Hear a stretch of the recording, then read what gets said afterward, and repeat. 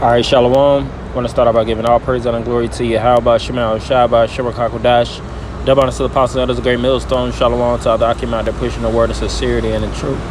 Yeah, excuse me. I'm a little under the weather, but I wanted to actually do this lesson. Showing you this kingdom is totally finished, man. It's in balance. It tells you that in the book of Daniels. This and in Proverbs 11, how unjust balance is abomination. From a financial standpoint, an economic standpoint, if you look around, you see this place is becoming more and more imbalanced. The average household income is not enough to sustain bills. Make it this an actual debt-based society, and everybody's in debt. Everybody's in a hole. Because this devil has created a system that has no choice but to put you in a hole, because he's in a hole. If you look at the U.S. debt clock, we went into it a few weeks ago at camp. I think it's over 30 trillion. And those numbers keep going up, and it gets relinquished also to the citizens. You have the debt per citizens, which it constantly is going up, And I was thinking about the spirit where scriptures speak about this being the valley of the shadow of death, which a valley is two mountains between a low land. This represents that low land. America on the whole is that low land, and is known as the valley of the shadow of death. Wherever you go, your life, especially being a black, Latino, or Native American, Israelite, your life is at stake, because when you're living in these different said locations, whether you're in New York or New York is 112,000 for sustainable living, 114,000 for just moderate living, and in the state of California, those are two of the highest states. In California, if I'm not mistaken, that's looking like it's the top. It's extremely expensive to live in California. And that's why a lot of people are running to Florida and Texas for opportunities. There's a California exodus as well as a New York exodus, where they're trying to run and live more sustainably.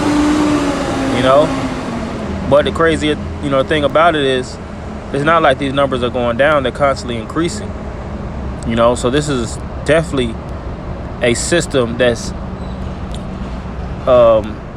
gradually coming to the point of being of implosion, man. Matter of fact, I'm gonna get Psalms the 23rd chapter. And matter of fact, I can start off with Micah the 2nd chapter, because this is in our rest, and that's proof alone. If you look at household income, you got individuals making $100,000 a year that's living paycheck to paycheck. And what you can afford, you have, letting this noise pass. You have a calculator that you can actually put in $1 million now.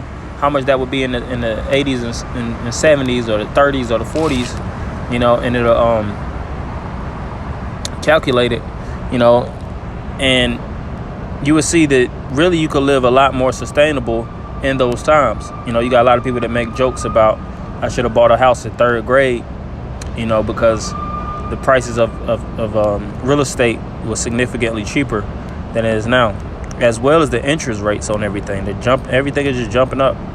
So this is Micah 2:10. Arise ye and depart, for this is not your rest, because it is polluted, it shall destroy you, even with a sore destruction. Yeah, so the kingdoms that our forefathers was held captive in back then, they was not looking to ease up on us as a people, like Egypt, Babylon, Rome, Greece, so on and so forth. And it's the same thing here.